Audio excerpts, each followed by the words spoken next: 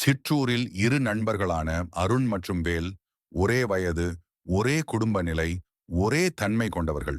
ஆனால் கிராமத்தில் அவர்களைப் பற்றிய மதிப்பு மட்டும் மாறுபட்டது. ஒரு நாள் சந்தையில் இருவரும் கூடையே தூக்கி செல்லும் போது அருண் தவறுதலாக கூடையை கீழே விட கூட்டம் முன் வேலன் கோபமாக பேசிவிட்டான். எல்லோரும் முன்னால் அவமானம் அடைந்த அருண் ஒரு நிமிடம் சிந்தித்தான். ஆனால் சற்று நேரத்தில் அவன் அமைதியாக சிரித்துவிட்டு, பரவாயில்லை வேலா, என்னுடைய தவறுதான், விடு என்று சொல்லிவிட்டு அங்கிருந்து நடந்து சென்றான். அதை பார்த்த மக்கள் அனைவரும், என்ன மனசுப்பா அருணுக்கு, இப்படி ஒருத்தரை எங்க கண்டுபிடிக்க முடியும் என்று பாராட்டினர். அடுத்த நாள் வேல் நாணத்துடன் வந்து, அருணா, மன்னிச்சிடு, நான் அதிகமா பேசிட்டேன் என்றதும் அருண் உடனே, வேலா, நாம நண்பர்கள், நமக்கிடையே மன்னிப்பு எதற்கு என்றான். ஆனால் வேல் மனதில, அருண் நான் கோபப்பட்டதை ஒரு கணம் கூட நினைக்கலை. ஆனா நான் சின்ன விஷயத்துக்கே எரிச்சலாகிறேன் என்று நினைத்துக் கொண்டிருந்தான்.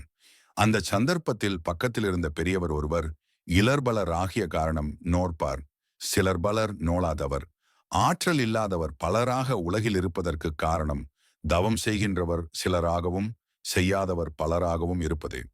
அருணை போல பொறுத்துக் கொள்பவரும் பிறருக்கு தீமை செய்யாதவரும் சிலர்தான் பாவேலா.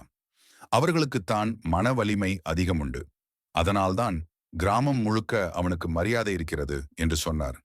அருண் போல மனதை கட்டுப்படுத்தும் தவம் எனக்கு இருந்திருந்தா நானும் மனச்செல்வம் உடையவனாயிருப்பேன் என்று வேல் உணர்ந்தான்.